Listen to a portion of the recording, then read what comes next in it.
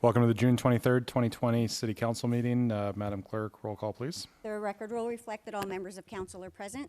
Fantastic. We're going to go into current business. Any clarification of items on the consent calendar? Mr. Herdman?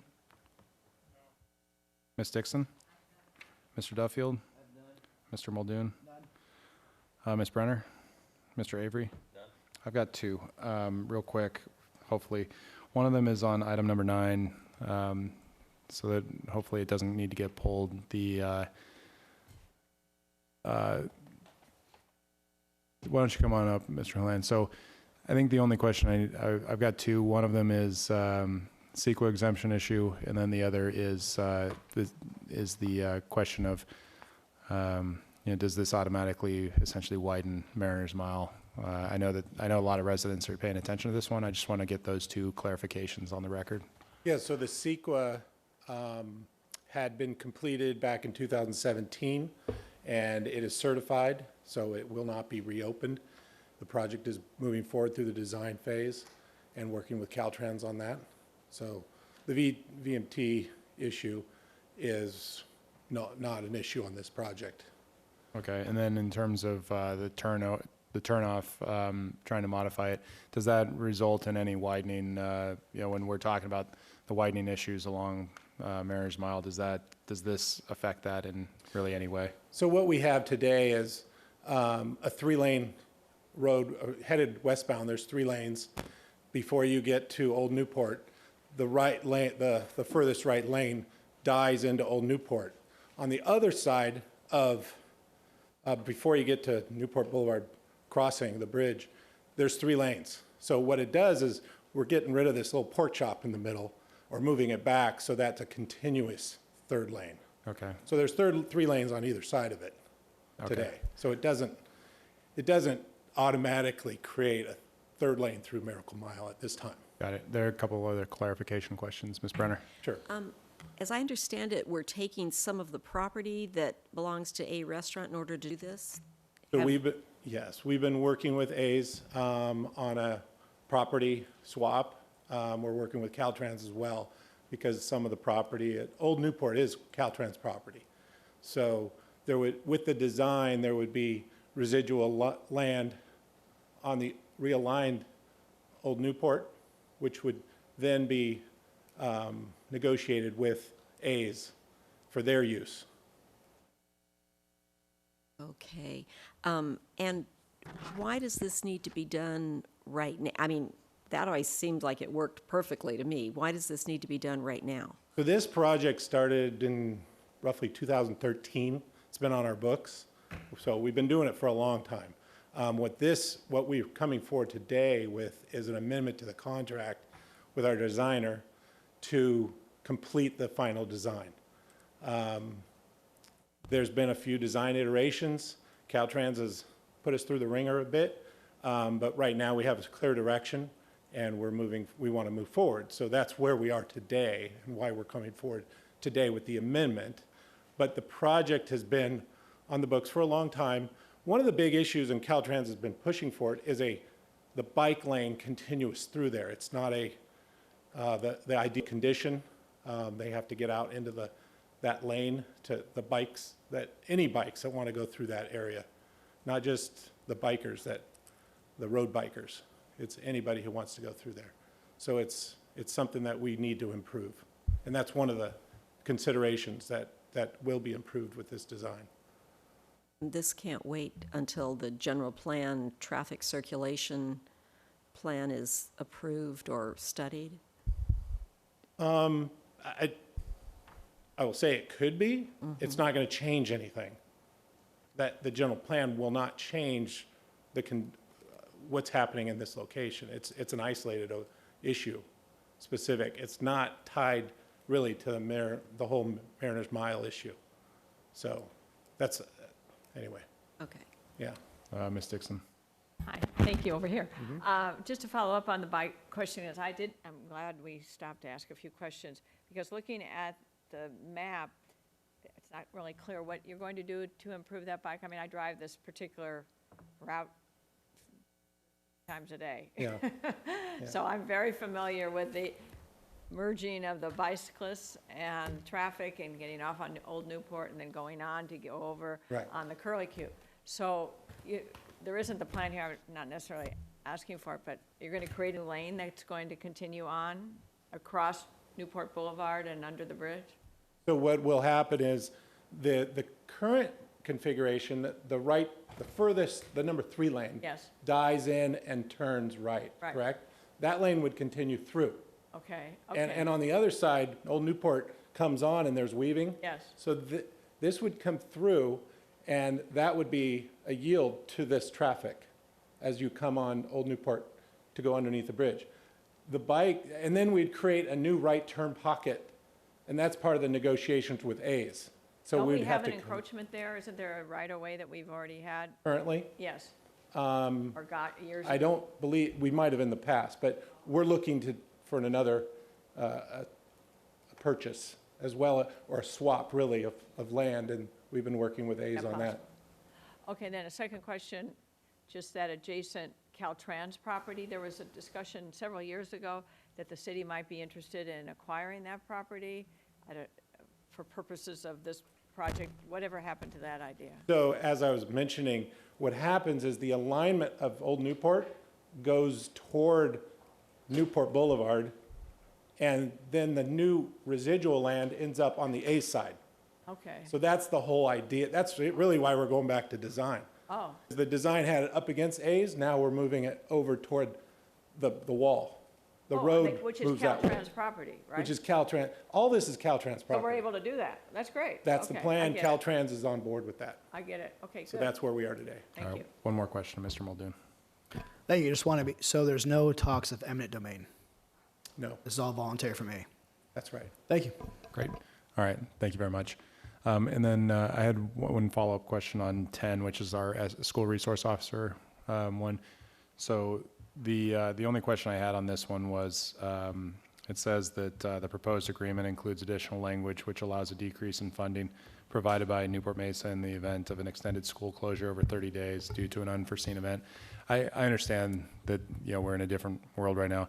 I guess the only comment I would make, and I'm wondering what the thought process is here, but my only comment is that we had, we wouldn't have 3 school resource officers but for having the agreement with Newport Mesa. So if there's an unforeseen event, it sounds like the costs are now shifting over to us 100% instead of, or I 80 guess, I'm sorry, 80% instead of 50. Yes. So I'm just kind of curious what the thought process was on, on shifting that, because we wouldn't have taken those costs on but for this agreement. So I'm just curious what the thought process is there. Yes. Oh, thank you, Mayor. Yeah, and that is true, that this was a request that came from the school district to include this, and I particularly, and probably makes sense that they're bringing this up in light of the COVID responses, and, if there's a potential, which we think is not likely, but an extended school closure that could potentially happen. And we do want to see how this goes and what kind of, adjustment if one needs to occur. And in the fact that if there was an extended school closure, we wouldn't have the school resources officers on campus, so they would be able to be deployed into other areas of the city, at least partially. And there's also a good relationship in that even if we didn't have the school resource officers with the 50% funding, we do support the schools with police services when they occur. So there is a productive relationship to having it together in this partnership. So I think in light of that, we agree to it. I think it's something we can evaluate and see if we really need it. This is an annual agreement that we renew each year, so we can take a look at the provision for next year as well. Fair enough. Ms. Brenner?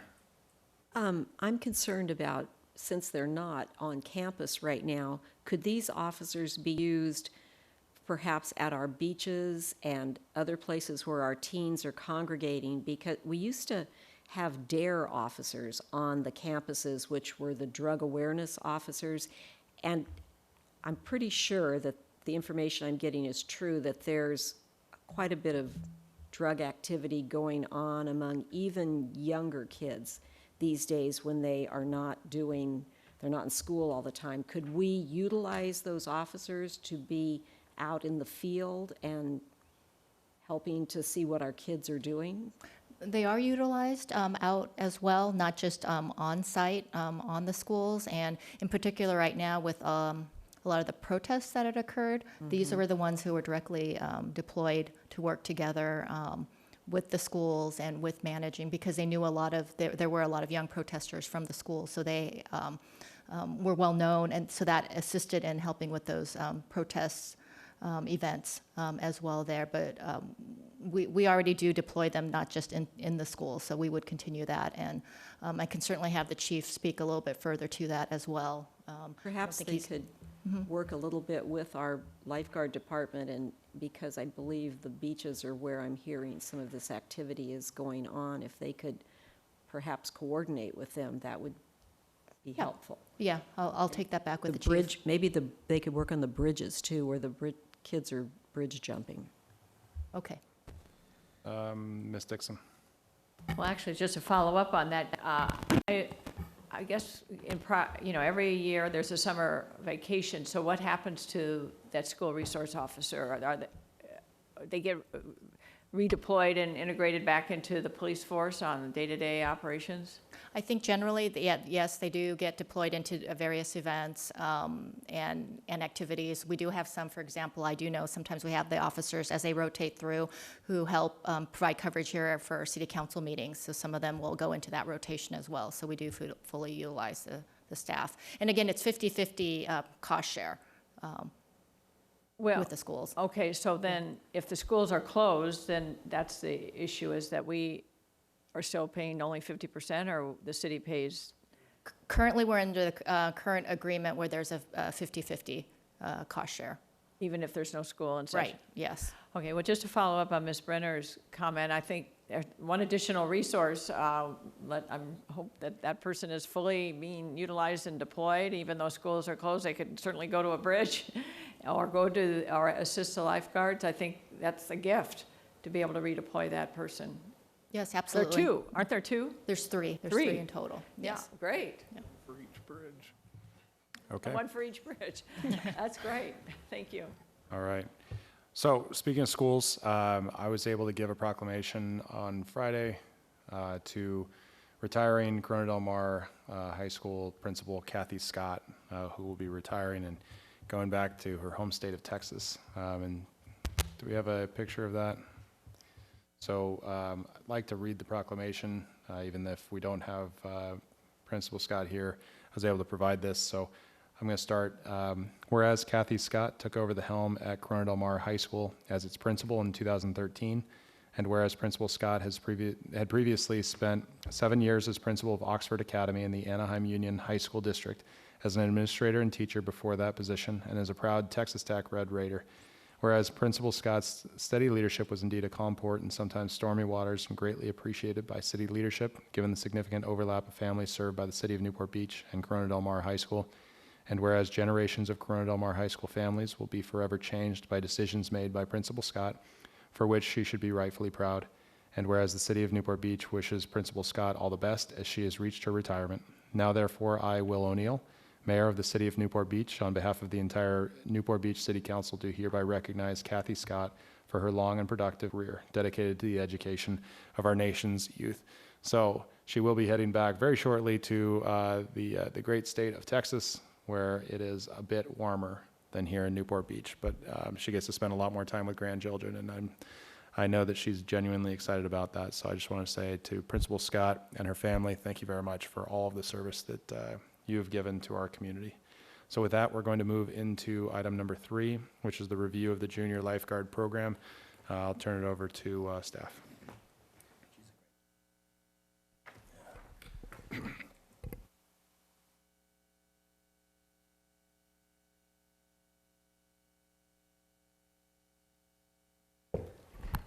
Good evening, Mr. Mayor, members of City Council. Jeff Boyles, your fire chief. After a couple of months of discussion, I'm proud to announce that our junior lifeguard program did kick off today with the A's division. We had about 100 and a little less than 140 kids today up at the Newport Pier in the Blackies area. And I brought with me tonight Chief Lifeguard Mike Halfide to do a brief overview of how the program will work for this summer. Mayor O'Neill, council members, good afternoon. Mike Halfide, your chief lifeguard. We have a brief presentation regarding the junior lifeguard program and some of the issues that we'll be resolving with it.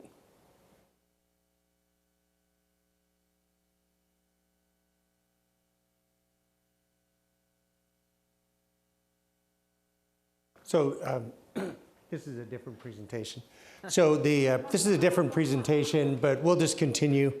So the key elements we spoke of last time, we're having several modifications, would include physical distancing with the groups. We'll be at lifeguard headquarters for our oldest, Marina Park for our B level, our 12 and 13-year-olds, and then at junior lifeguard headquarters for our youngest two groups.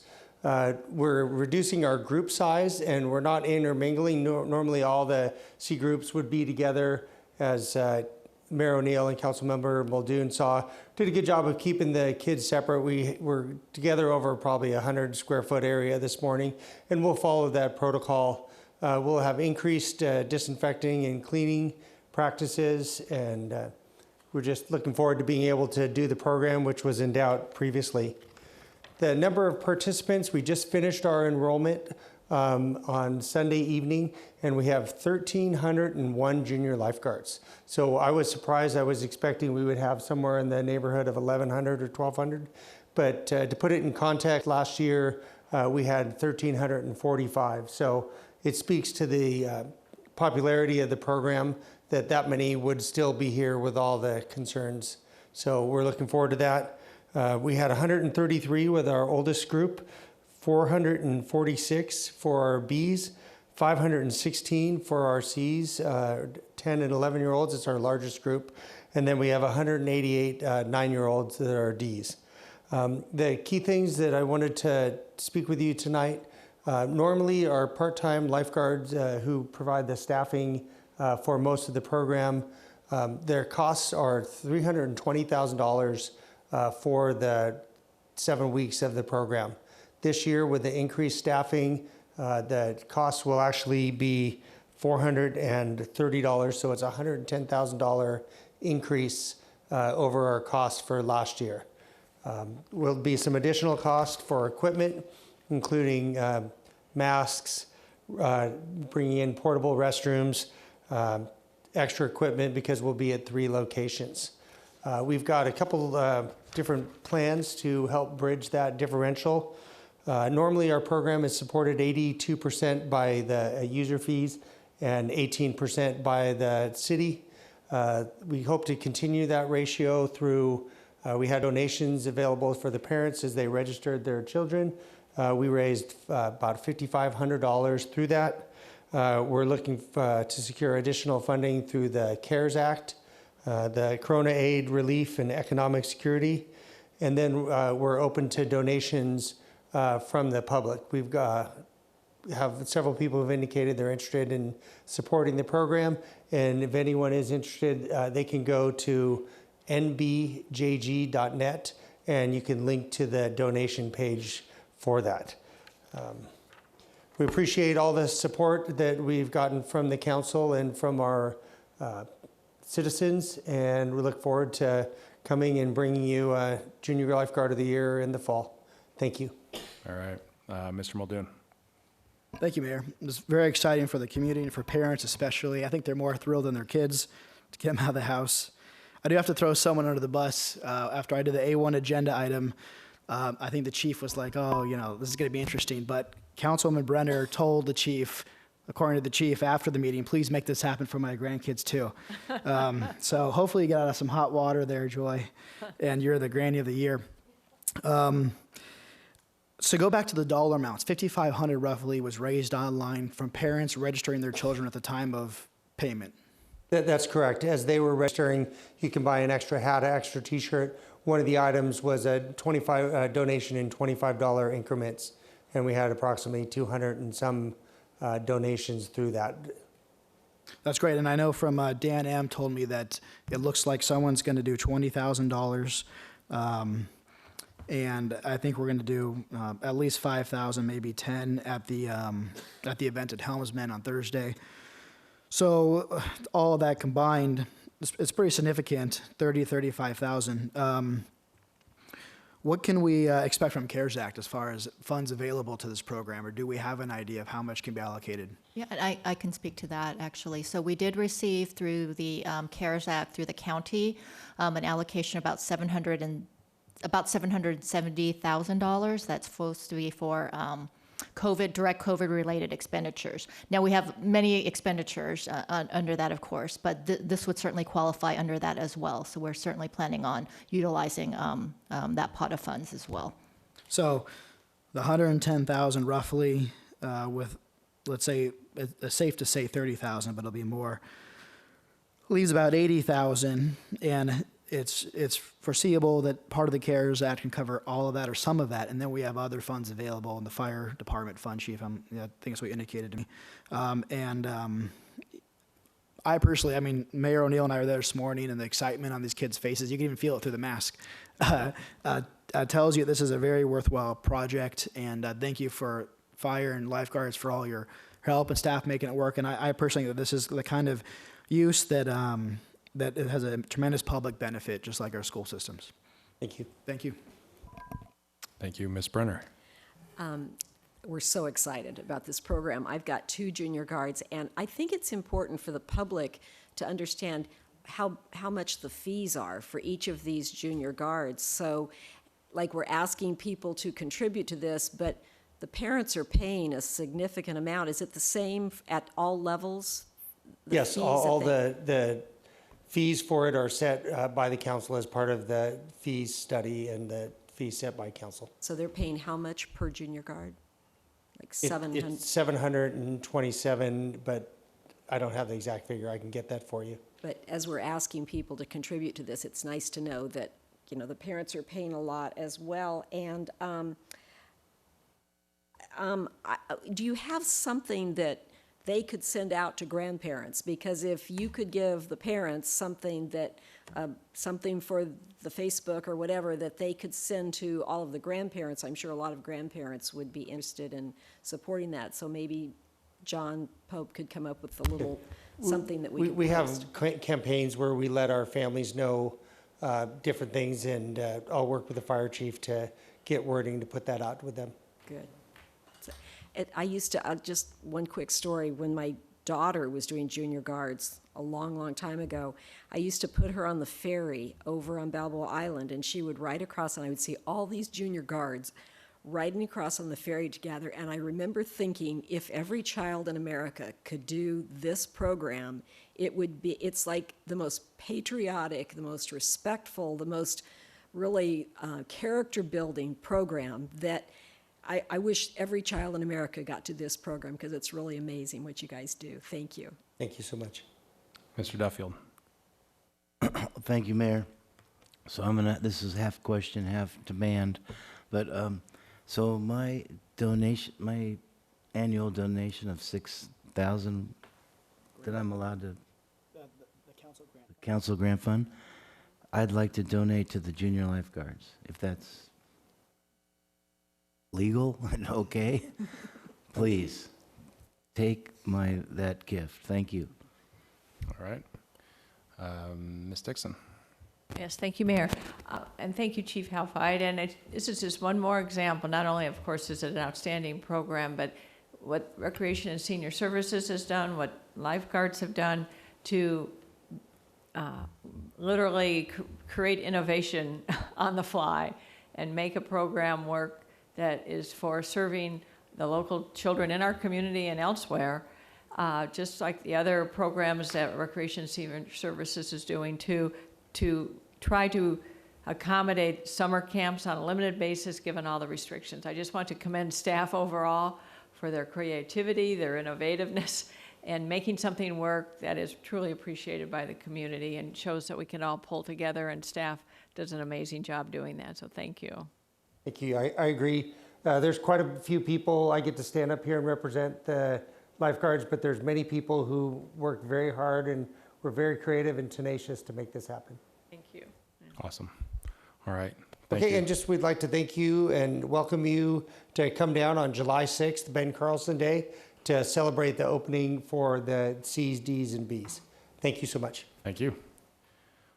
All right, we'll move into our next item, which is dealing with our residential refuse contract. Sorry? Oh, I'm sorry. Let's stop for a moment. Go to public comment on that item. Do we have any public comment on the lifeguard item? No. All right. Okay, let's go into the residential refuse contract, please.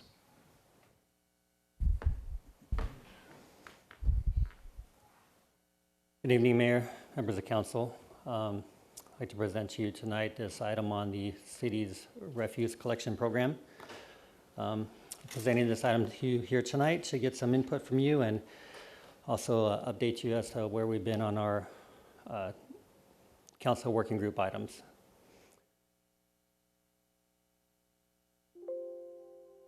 Sorry, as I figure this out here. Okay. So currently right now, through the city's refuse collection program and our solid waste management, we have 3 franchises or multiple franchises that we use to collect our waste. One of them is through commercial businesses. That's the open franchise that we have, where all the businesses have an open market as to who they could select from our Tier 1 haulers that have been approved. We also have construction projects, as commonly known as construction and demolition waste. And then we have our city facilities, like the Civic Center here. A lot of our community centers are city yards. That's trash we generate as a city. And then, of course, we have our residential households that we have to serve. So currently, under our current residential refuse collection program, we have 2 main contracts. One of them is the Newport City contract, which also incorporates part of the Costa Mesa Sand District over in the Santa Ana Heights area. And then we also have our Newport Coast contract, which came on board as a result of the annexation. So that's how we resulted in 2 separate contracts there, collecting our residential waste independent from each other. Both of these franchises are serviced with CR&R currently. And these existing contracts must be amended due to changes required by state law. So how our solid waste system works, just kind of a refresher here really quick. So we have a bin service program which handles recycling and food waste through the commercial program. And then our residential program is a cart system where we have a 2-can cart system where trash and recyclables get collected and brought to a material recovery facility.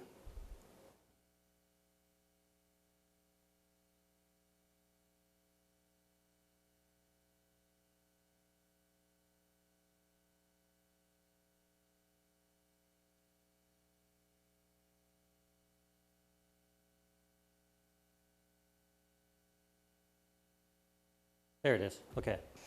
So just more on the material recovery facility, what that does, why we have those. So we have what's called a clean MRF, material recovery facility, or dirty MRF. Clean MRF is, material that's been source separated for the intent of recycling. So usually the stuff that goes in like a blue can would go to a clean MRF, and that's where all the plastic bottles, cans, things like that get separated and put out to market. The dirty MRF, that's where everything's mixed together with the trash and everything else. There's a lot more sorting that needs to be done there. The percentage of recovery is much less because of contamination from all the other trash that it's mixed with. What's left from that process either goes to a landfill or goes to what's called anaerobic digestion or composting. And typically green waste or food waste goes to anaerobic digestion or composting. Currently right now, all of our green waste and food waste is recovered from the dirty MRF processing, and there's not a lot to recover from that. So we're seeing a lot of lower numbers there. Hang on just a second. Mr. Muldoon. I know you might not be the right person to answer this, but are they tearing different products from the bags? Yeah, so the MRF actually handles a lot of the material. As it goes through the system, it tears the bag open, it separates the trash out, and then there's people that work the line that pick the material out and put it into the right areas. And then on the clean MRF side, there's a lot more automation where machines and equipment can identify whether it's ferrous metal or aluminum metal or plastic, things like that, that gets separated out and diverted that way.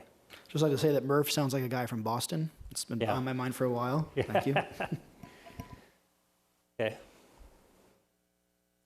All right, so currently this is what we have here in Newport Beach. We have a 2-cart residential collection system. It's collected under the 2 contracts like we mentioned before. The total number of households that we're currently serving is over 27,000. We have a black lid trash cart, which goes to the dirty MRF like we talked about before, and then the blue lid recycling cart goes to the clean MRF. So the total number of carts in both contracts combined is just over 81,000. So relative to that, average number of cans per household is about 3.3. And then our residential diversion rate that we're averaging is about 43% with this current program. So some of the service issues that we're facing with this program, right now, our contract allows unlimited trash collection. So we run into these challenges here where we have a house that has a dozen cans or multiple cans for one house. That's a lot of trash to collect, and it's all included in the contract.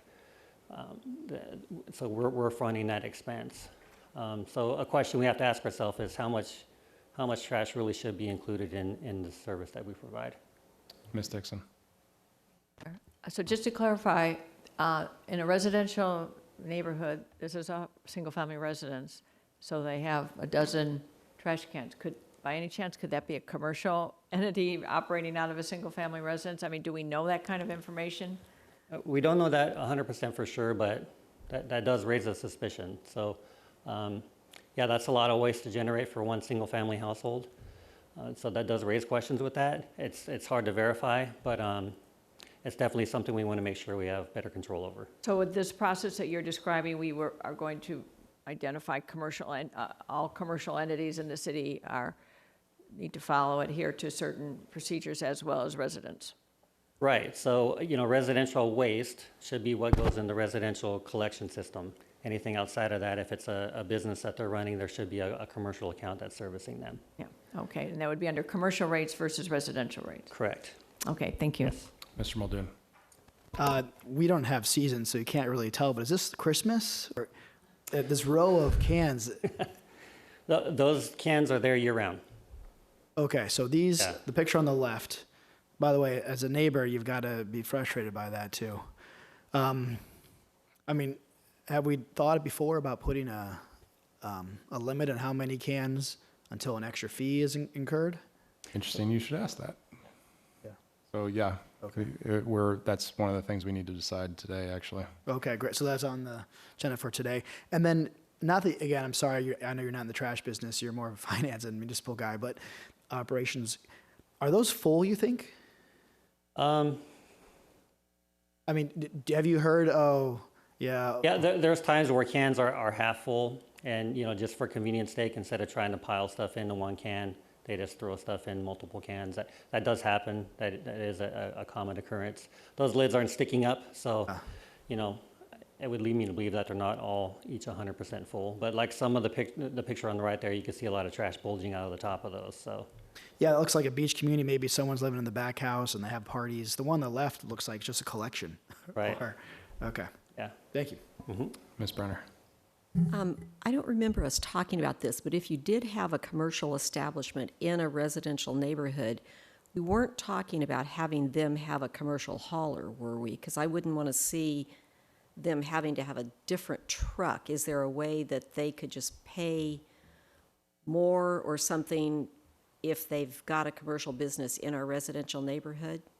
So right now, we don't really have a way to address that. That's something we need to explore and take a look at. So part of this review that we're doing of these contracts is to find a way to better identify that and service that appropriately. Thanks. Go ahead.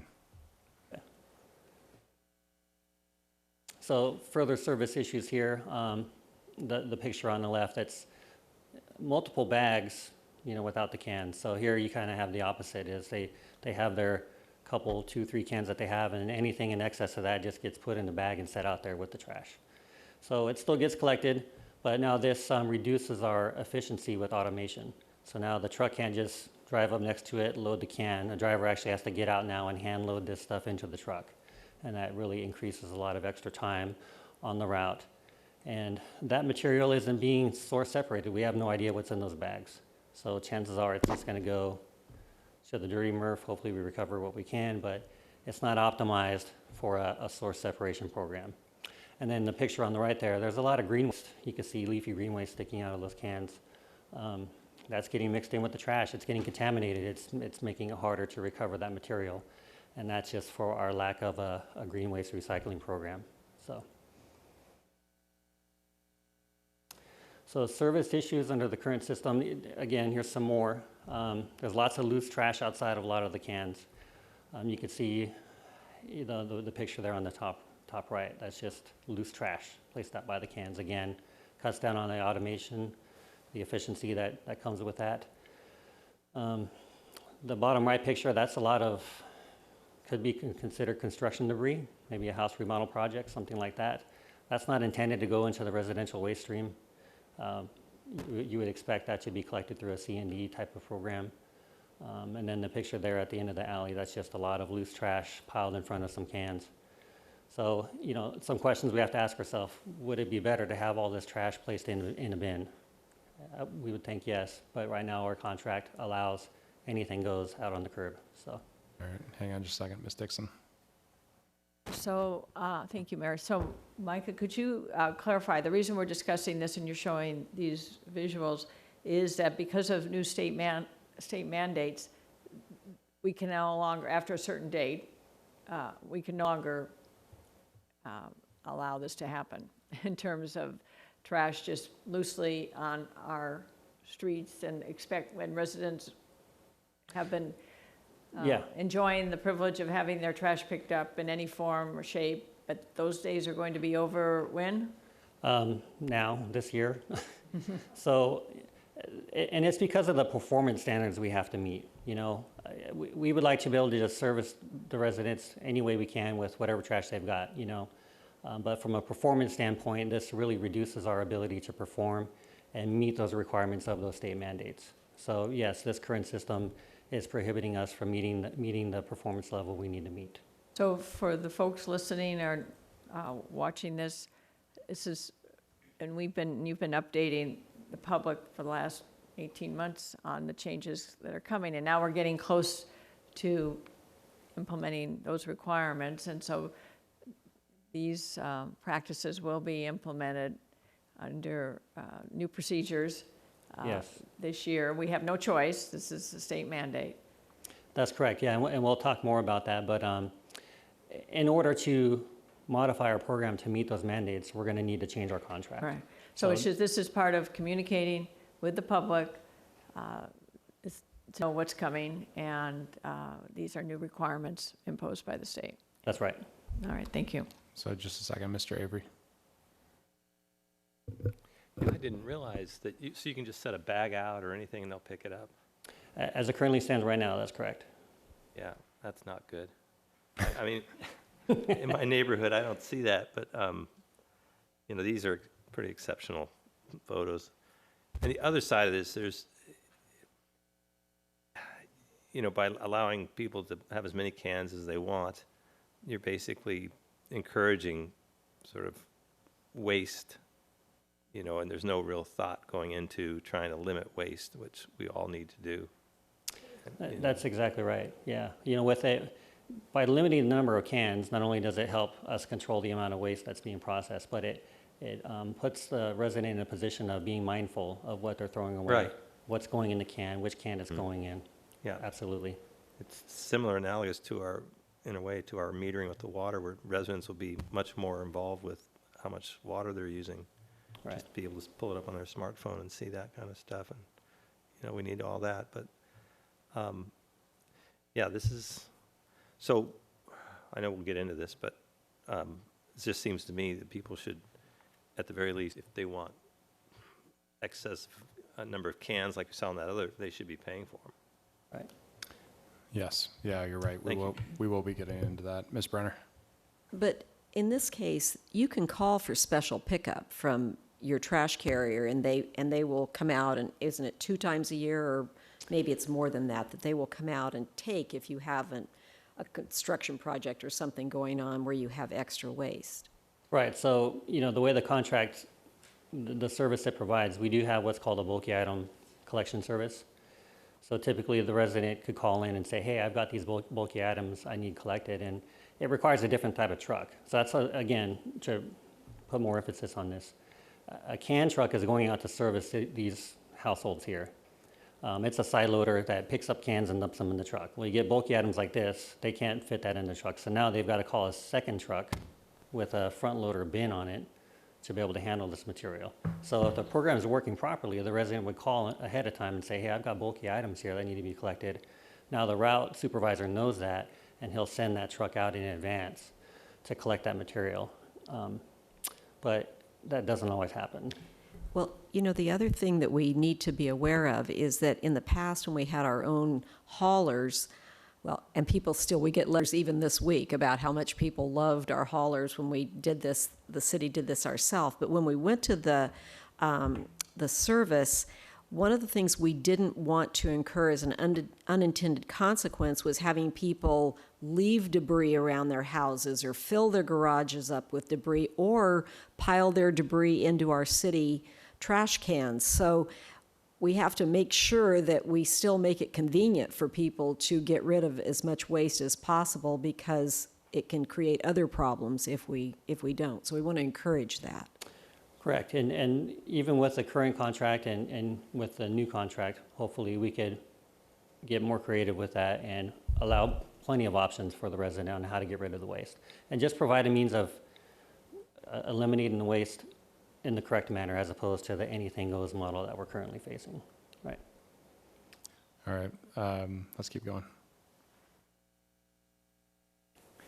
So talking about the state mandates, this is just kind of a snapshot of, you know, where we're at on this timeline.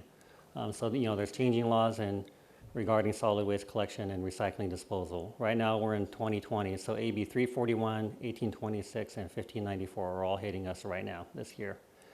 The most concerning of that is 1594 with regards to alternative daily cover. And if you recall from maybe our last study session, we talked about that. Typically, prior to 2020, green waste was allowed to go to the landfill and used to cover the trash at the end of the day every day. That's no longer acceptable as of this year. So now that green waste needs to be processed. It needs to be recycled and reused and repurposed in a different way. So we're contending with that right now. Right now, our contracts don't have a green waste component to it other than what's recovered out of the dirty MRF. And then SB 1383, that brings in the organic waste recycling, talking about food scraps and food material and stuff like that. So we've got to be able to set ourselves up for that to be able to achieve that goal in 2022 when it becomes mandated. So just talking about diversion, you know, this is just kind of a snapshot of where we currently are with our diversion rates. So we talked a little bit about commercial diversion. Right now, you know, we've been fixing things up, but we still have 64 businesses and 93 restaurants that are still not compliant with these programs. We're working on getting them into compliance. That'll improve that diversion rate. With residential, we need to expand our program to meet the requirements of SB 1383. That's the green waste component. And then construction and demolition, there's some work to do there with regards to attaining that 65% diversion rate. We're currently under that rate. The good thing is, overall, our combined total, we're above the 50%. So we're still in compliance, but as you can see, there's still work to do, and there's concerns about that diversion rate dropping as we move forward. So some of the changes needed to accommodate these state mandates we've been talking about. Mentioned earlier with the ADC, alternative daily cover. So just as a result of this year with 2020, as it's becoming effective in January, we've already seen our diversion rate go from 57% to 56% just within the first half of this year. And our concern is that we'll continue that trend and potentially even drop below the required amount. So that's part of our need for addressing this. Also, we need to modify and adjust our program for better source separation in order to maintain the required minimum diversion. So we talked about that green leafy vegetation, separating that at the source so that it reduces that contamination. The current residential commingled green waste is too contaminated for recycling, is now sent to the landfill. So what's causing that contamination? It gets contaminated at the source, but then also at the dirty MRF as it's being processed. Broken glass and other debris gets mixed in with it, and it can't even go to the anaerobic digester. It's so contaminated. So that's a challenge there. And then we need to add separate organics collection for yard trimmings and food scraps. And again, these changes require a different collection cart system than what we have now.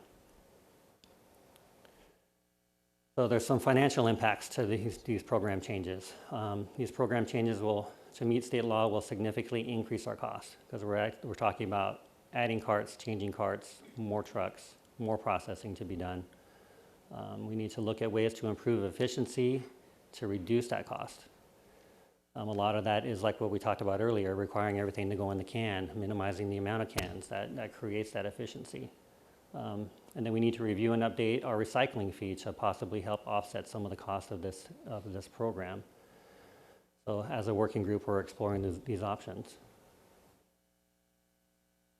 And then so a possible change we could be looking at with our cart system, this is an option, a chew cart system, but with the wet-dry option. So you'd have the green lid cart, which would be your green waste and your food waste, and then all the other trash going into the black cart. So this would help keep that processing cleaner. We have a potential diversion rate of up to 45%, so it's a slight improvement from what we have now, but it's not ideal. And there's only a couple cities in the county that operate this program, like Stanton and Costa Mesa. And the reasons for that are it's not optimal for the diversion, but it is something that we could look at. Another option would be a 3-cart program, going from the 2-cart to the 3-cart. So you'd have the blue can where the clean recyclables will go into your bottles, cans, glass, cardboard, stuff like that. Your green waste cart for food and yard trimmings, and then the black cart for trash. That would just go directly to the landfill, so we wouldn't have to handle that one as much. So our potential diversion rate would range more from 45 to 55%, so that's more of an optimum rate that we would need to target. And there's an example of some of the cities doing that, similar to ours. But knowing City of Newport Beach and what makes us unique, we've got a lot of space constraints. A lot of the areas on the peninsula, Balboa Island, the tight alleys, the zero lot lines, having a 3-cart system isn't going to be ideal. So knowing that and recognizing that, we're probably looking at doing what's called a blended program. Parts of the city being 2-cart, other parts of the city being 3-cart. The diversion would probably hover more around the 40 to 55%, but that's still better than what we have now. And this is kind of an example of what that type of program could look like. So in the green, you would have the 2-cart program, the 3-cart program, and the pink areas, you'd have the 2-cart program. But this is just a first crack at that. This could always be modified or optimized more. So just so everyone knows, I'm going to let him keep going just a little bit longer because I want to do a quick summary, and then I'm going to come back to this slide because I'm going to use actually the summary. I'm going to do a quick summary of what we need to be dealing with and what the subcommittee needs us to. We need direction from council. I'm going to use this slide as kind of my summary slide. So I'll come back unless it's is it a quick question? Just a quick Oh, yeah, go ahead. question. When you back a couple of slides when you're talking about other cities. So number one, they've been implementing this new program under the new laws, like Laguna Niguel and some other cities, San Clemente. That's correct. Yeah, they're using a 3-cart program. And then do you know what their diversion rates are? I think I've got Trevor here with economics. He works with those cities. Yeah, good evening, Mayor. 50 to So, implement a 3-cart program okay. So we should be expected to hit those same numbers? with extensive public outreach. Yeah, okay. All right, thank you. Any more questions on that? No, go ahead. Okay. So some of the goals for this amended solid waste contract would be to combine both contracts into one, implement a revised collection process, potentially blended to 3-cart program there, and then look to reduce our capital operating costs by making route adjustments. So currently, these 2 contracts have different route schedules. If we could combine them both, we could make some adjustments to our route and optimize that program. And we could also have a use of existing capital, including trucks and carts wherever practical. Maybe having an average age of the fleet, maybe reuse or repurposing some of the carts. These are just some of the options we could explore. Again, some more of the goals we're looking at, move to a fully automated collection and require all material to be separated and placed in carts. We talked on that. Consider incorporating an effective bulky item pickup system in lieu of a current Anything Goes program. Also look to possibly determine the number of free trash receptacles per household and try to accommodate what's typical as opposed to everything. Secure a new contract that is current with all state mandates. That's really important.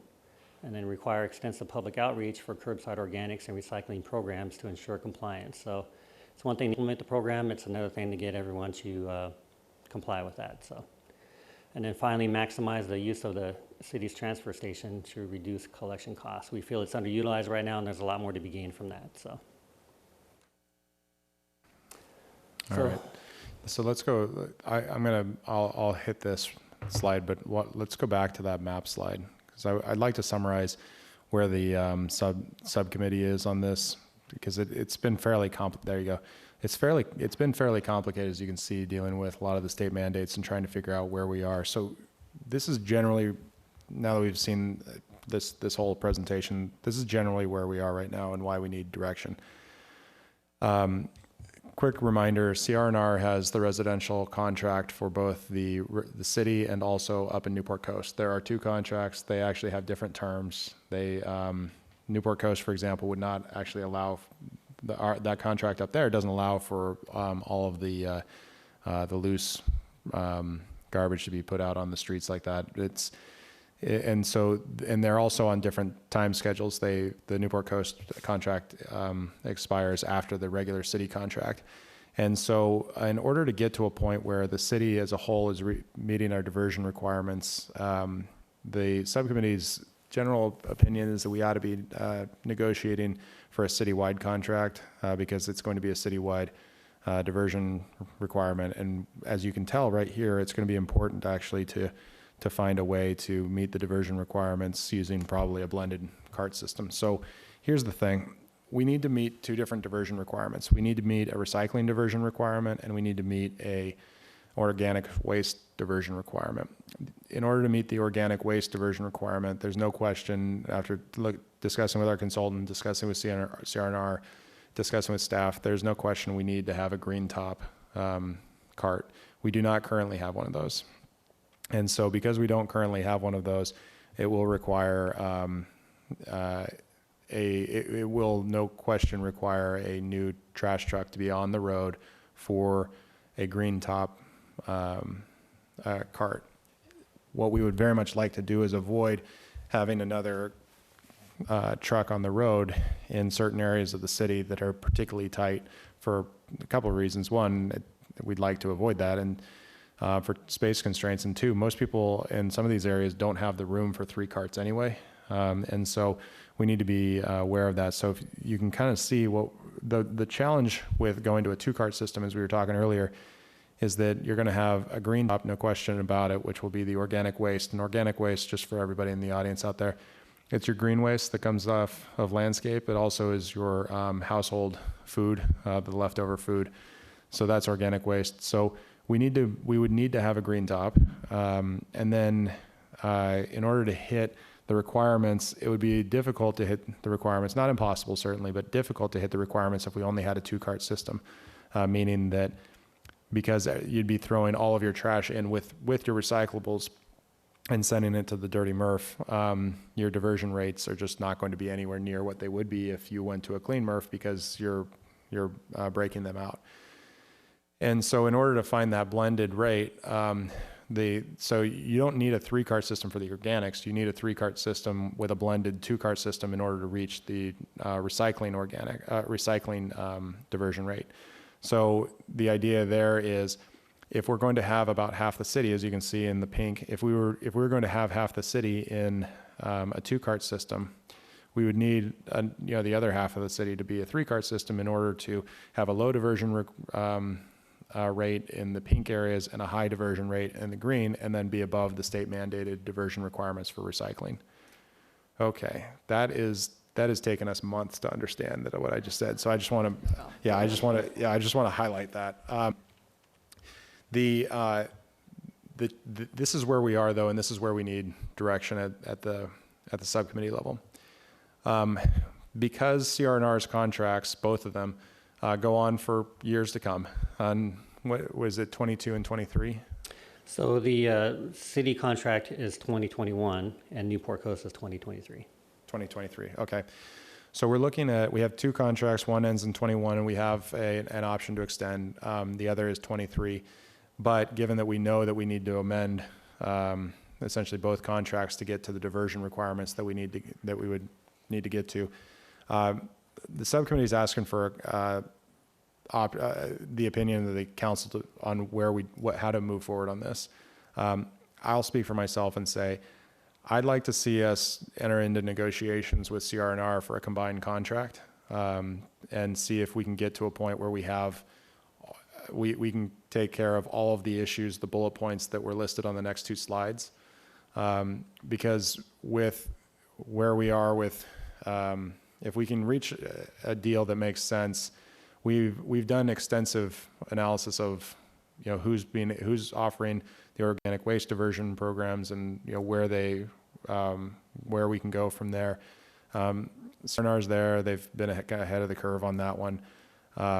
Doesn't mean that they're the only ones out there, but it does mean that, they still have years of contract, but if we combine the contract, there's pretty strong incentive for them to want to combine the contract, extend the years out on this, and reach a deal that makes sense for both parties. In part because if we can't reach that a deal with CR&R, we always have and we have a lot of time. We have time, as you've kind of heard, not a ton, but enough time where if you gave us the ability to, or at least the responsibility to go out and negotiate for a whole contract, a whole city contract. If we weren't able to do it, then we need to go out for RFP. If we were able to do it, we could bring it back and make a decision. Do we want to move forward with the proposed terms that have come up, or do we want to go into an RFP process? So we have time. It makes sense. There are we've had this conversation a couple of times at study sessions, mostly focused on commercial, but we've always been talking about this residential coming up. So as we move forward, this blended rate, this blended cart system it'll be a little complicated to negotiate out. If you could go a slide so we can go look at the terms a little bit. So this is, no matter who it is, we should really be combining it into one city contract, because we really do need to get to a point where that we're hitting that diversion requirement across the board. And then, because of the amortization of needing to go through some of the collection trucks, you'd have to extend out the contract for whomever is going through it. And then the next one, please. And then this one, this comes back to one of the questions, those pictures you saw. We need to have a sense of, do we want to basically set a cap for the number of trash cans you can have of a certain color? So for example, if you limited it to 2 of each color, then you wouldn't be having that 10 to 12. But if people wanted it, they could pay more. But that's one of the reasons our contract now actually is fairly expensive, is because we allow for all of that. We're not, as Councilmember Dixon pointed out, we're not going to be able to allow for that anyway. The loose bags, the overflowing black tops that have green waste in them, we can't allow for that because of the diversion requirements anyway. So that's done as we move forward. But I think Councilmember Dixon and Brenner and I are all on the same page when it comes to, we should probably be putting a cap on the number of these, so we're treating everyone equally, but give them the ability to do that. So anyway, with that, I appreciate the background on this. I want to put it out to council for comments on this, but yeah, this has taken a while to get to. And just as a quick side note, last thing, we will, because of Cal Recycle, looking at this, Cal Recycle will be requiring the city of Newport Beach and all other cities to adopt an ordinance dealing with residential organic waste, which will put a requirement that people divert their food waste, so no more throwing it straight into the trash. Anyway, that will be coming. It's not teed up for us yet, but it will be coming down the road. All right, Mr. Muldoon. Thank you. Thanks for your hard work on this to you, the subcommittee. If we let, I think some of these people have too many trash cans. I can't believe we're having this conversation, by the way. This is why I never wanted to be on a city council. And here I am talking about curb issues in the trash can. If we let some of these people have these too many trash cans, it's a horrible inefficiency in the system, and we're now not in a bad place when it comes to negotiating and not dealing with real costs. I would love to see us figure this out before we do our financial assessment and go into negotiations, because if we can limit the number of trash cans during this period, we can find out what the actual costs are for your typical resident or even someone a little bit above typical as far as refuse demand. And then we can charge, proportional amounts for extra cans. So it's not punitive, but it's also more in line with the services everyone's paying for. So I would support, I understand your plan. It makes sense on the 3 cans. I don't see how we don't do that. And I would be interested in having a cap at homes. I guess you might as well make the cap based on lid color now, even though in real life people only have 2 to choose from. And perhaps there's a schedule for how much it will cost based on the overhead or the cost associated with having each additional can. So I would support that. Thank you. Thanks. Ms. Dixon. Thank you, Mayor. So when you talk about extensive public outreach, what is your idea for what you're going to be doing and how we're going to be informing the community? When do you expect to begin, depending on what happens just tonight in a study session? We're not taking any action, but to move forward. So what have other communities done? What's their experience? Kind of share what you know about outreach. Well, I'll share what I know, and I may have Trevor chime in here as well, but our outreach has really been focused on commercial at this point. Residential, once we get an idea of what we want our residential program to look like, then we'll definitely start more outreach with the public on what the expectations are moving forward, what the timeframes look like, what a rollout of a new program is gonna require. Going to ask for their input. Is there any discretion in terms of opinions by residents? Are we saying it's going to be one or the other, 3 or 2, and this is how it looks, just so they understand that? Yeah, again, it's once we identify what our program needs to be, then we can maybe solicit some input from the public on implementation of the program. But the requirements of the program are going to be pretty set, especially with the state mandates. It's going to be hard to be flexible with that. So what's the timing? What do people expect? Let me refer to Trevor on that. SB 1383 would require it by January 1st, 2022, that every resident have access to organics recycling. So you would need at least 6 months probably to roll out the requisite outreach programs to make it an effective program that complies with the requirements of SB 1383. So what that looks like in communities that we've worked with is, in some cases, the hauler goes door to door to households, gives them a kitchen pail that has a brochure that says, put all your food scraps here. That's led to really effective recycling outcomes that can help those cities comply with what the state's requiring. Sometimes it's you put a brochure in the mailer and send it out and hope everyone participates. So oftentimes requiring the hauler in the negotiations to implement these outreach requirements is going to be your best bet, unless the city wants to dedicate staff to that process. So when you showed other cities that have already started and they've implemented their new program, so that was well before the deadline, correct? So we don't need to wait till January. We could, depending on what the council decides, we could start embarking on defining the program, and then the outreach, and then getting the implementation of it. Yeah, we'd recommend that as soon as we get our program identified and know what it is we want to roll out, that we would start that outreach right away.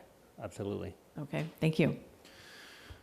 All right, so I don't see any more speakers. Let me, before we go out to public comment inside them, let me tell you what I'd like to, this would be, I think, our plan, barring any strong objection from our fellow council members. The subcommittee on this would negotiate with CR&R on the terms that basically the bullet pointed terms of what we've laid out here, requiring, it's entirely driven by the state mandates on this. And one of the points that Mike had made in this presentation was that it was fairly expensive. it is going to be very expensive. I'm just going to prepare you for that. No matter how this plays out, the organic waste diversion program is almost certainly going to be around $1 million a year in extra. That is what, that it doesn't matter which hauler it is, that's what we're seeing. It may be that we can find cost savings just through a variety of different ways. I don't know what it looks like. We haven't talked to CR&R about financial terms at the subcommittee level. So I don't know where we're going to negotiate, but I do want to tell you, when we're looking at other cities and what they've seen in terms of that, that's the additional cost the state regulations are going to impose. There's nothing coming from the state to help offset these costs, but I want to make sure I'm preparing our council for that. Keep in mind, a lot of other cities charge their residents for refuse collection. We do not. So that's one of the comments that was made about the recycling fee. The charter prohibits us from charging for trash collection. It allows for a recycling fee. There is a recycling fee in our city. And so there's going to be, we would have to look at that and have a discussion on that as well. But I'm just pointing this out. This is not an insignificant sum that we are talking about here. But it's a mandate, and we'll be moving forward with it and explaining that. So my expectation would be that the next actions coming out of the subcommittee, the next time you hear from the subcommittee on this, would be bringing to you a contract proposal from CR&R for the entire city. If we're unable to reach an agreement, the next, or what we would feel is a justifiable contract agreement, what we would do is we would bring back to council the final terms that we had with CR&R with a recommendation that we go out to RFP on it. So one way or the other, we'll be bringing this back with a recommendation of some sort dealing directly with a full city contract along the terms that we've seen here. Ms. Brenner. Will, could you or Micah explain why, you covered a little bit with why CR&R and why we know we have some time left on the contracts, but there were also some services they were able to offer that were not being offered by other carriers. So I think people need to hear why we're specifically looking at that. Yeah, so there are three major reasons for that one. And if I'm missing any, let me know. But there are three major reasons. One, they're already our carrier for both the Newport Coast and the city contract with years left on for both contracts. And we would have to modify the Newport Coast contract anyway to deal with this organic waste diversion program because it currently would not comply with that going into 2023, and so we'd have to renegotiate that contract anyway. That's a big one. The second one is they also have a contract that allows them to use our transfer station, and the transfer station will play a factor in the discussion on combining those two contracts, and also perhaps one or two smaller contracts, so that there are cost savings available to us and to CR&R that would not be available through any other hauler because of their ability to use that. The other is their fairly advanced use of organic diversion out in Paris, which is, if you go in the Inland Empire, they've got a pretty state-of-the-art facility out there that is turning the vast majority of organic waste into methane, which then they use to fill their trucks and then use that as their fuel for the trucks on the road. And then what's left over, a lot of it turns into mulch that they then will sell back to places like Home Depot and Lowe's, which you then go purchase and use in your yards. It's actually pretty amazing. So there are other abilities there are other haulers that have organic waste diversion programs. I have yet to see one that is quite that state of the art. So those are the three ones that's why we're making that recommendation. I appreciate that. I should have said that. Miss anything on that one, Micah? No, that's really the key points. Okay. Yes. So like I said, though, if we come to the conclusion it doesn't make sense, we'll come back with a recommendation. It doesn't make sense, we can go out to RFP on this. But if we think we have terms to bring back to council, we will. And it's a lot, as Councilmember Dixon just pointed out, it's going to be a long process. It's not overnight by any stretch of the imagination, even if we come back with terms that make sense. All right, we're going to go out to public comment on this item. Do we have any public comment on this item? Mayor O'Neill, members of the council, this is Jim Mosier.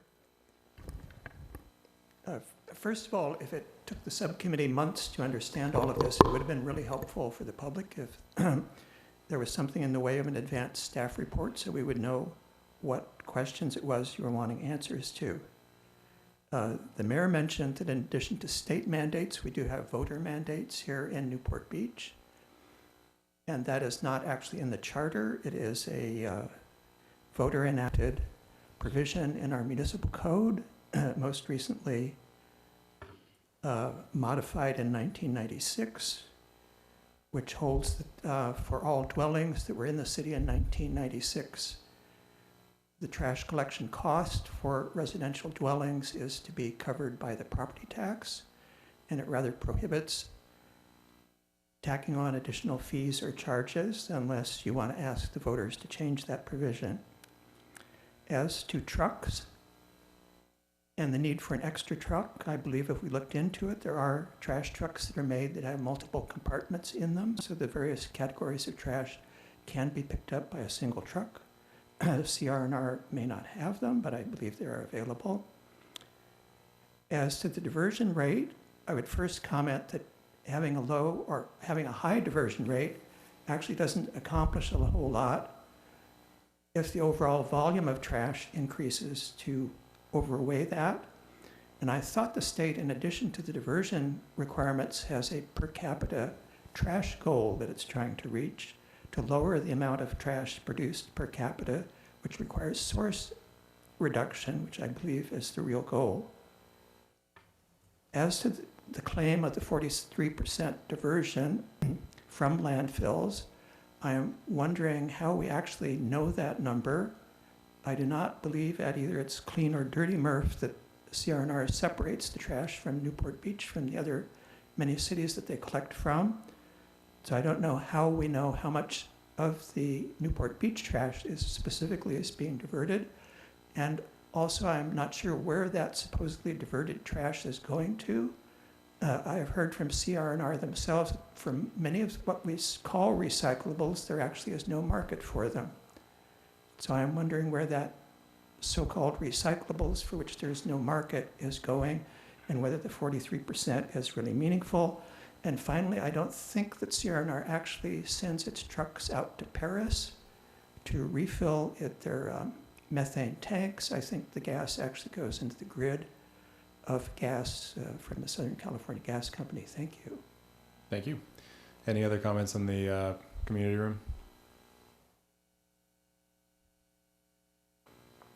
Good evening, Council. I'm Hua Yan. So this is wonderful that you're still working on this during the pandemic.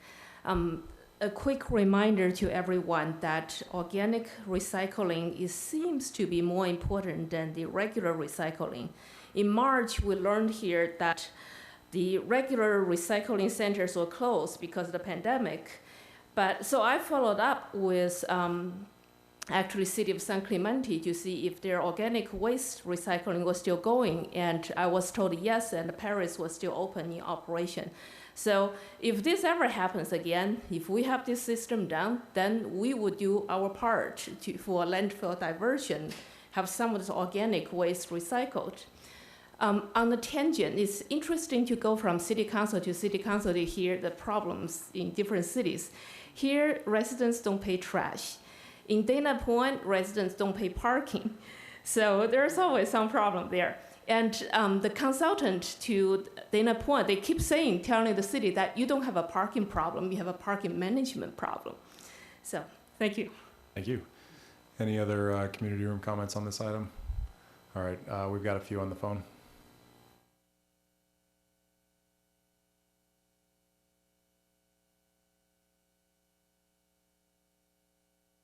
Hi, if you're on the phone, go ahead.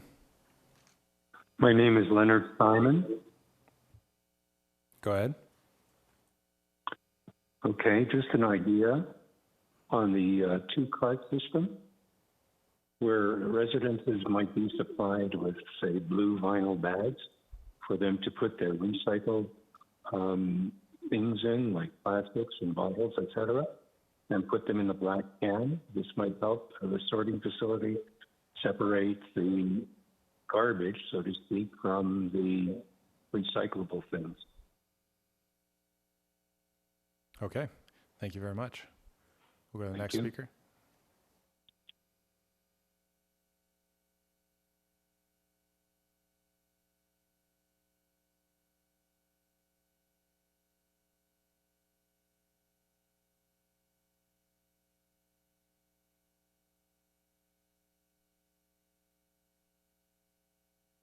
Hi, if you're on the phone, go ahead.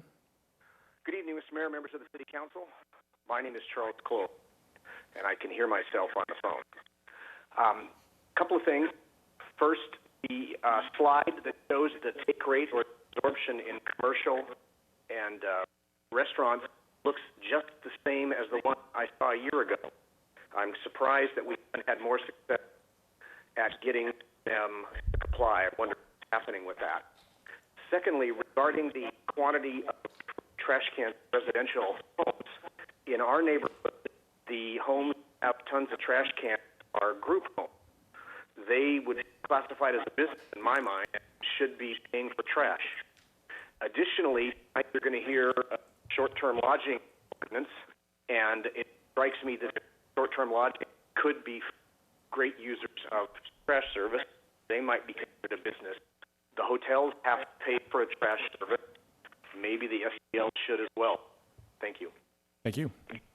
Next speaker, please.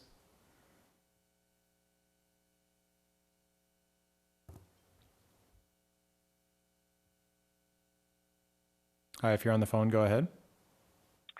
Hi, my name is Nancy Scarborough, and I have a thought. If our transfer station is currently underutilized, why don't we offer to let or negotiate with the city of Costa Mesa to take their waste from their two-cart system to our transfer station? And that might save us some money. Thank you. All right, thank you. Any other? Do we have one more? Okay.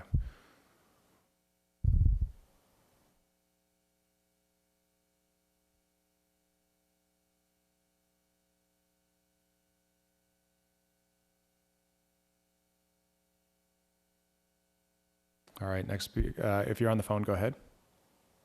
Hi, my name is Carmen Rosa. Regarding the number of trash cans per property, we also need to consider that we have different sizes for the trash cans. For example, a property, I may have a smaller trash cans because they are on the side property away from you. However, I'm going to be charged with a number of trash cans. I may replace them with larger trash cans that I will have in the alley all the way. So how is to be considered? Also, the trash cans at the beach for the public, we have, yes, one type of trash can. So is that something to consider? We have recycling trash cans where people are given the opportunity to put recycling in a different trash can in public areas. Gardeners, I have seen many gardeners in private properties where they take the greens with them. They don't use for the owner of the property to build with. Is that something that is advantageous or disadvantageous, and that the city has an opinion of that, how that should be handled? Public trash, also, we have a lot of theft of recycling in the peninsula area. People that removing the recycling, so that doesn't help. How is that being handled and enforcement so that we minimize that? Regarding the short-term rentals, we have a Saturday pickup that is supposed to be only for the short-term rentals because they need to the extra trash. However,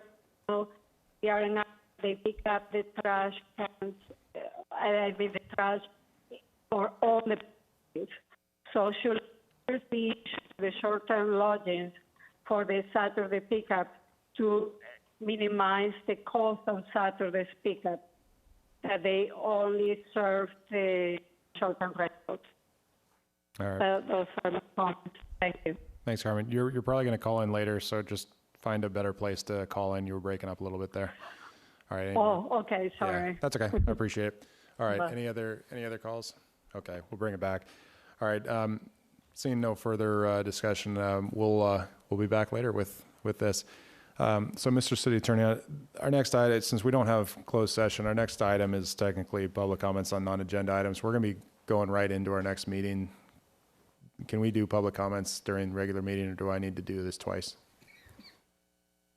No, there's an item for it during the regular meeting, so I think you can just push that off. Okay, so what we're going to do right now for members of the audience, we've been going at it for a little while and at the city council level. We're going to take a quick 10-minute break, stretch our legs so we can get fresh and come right back into our regular city council meeting. So it's currently 6:21. We'll start up somewhere between 6:30 and 6:35 with the regular meeting. So with that, we'll stand in recess. Thank you.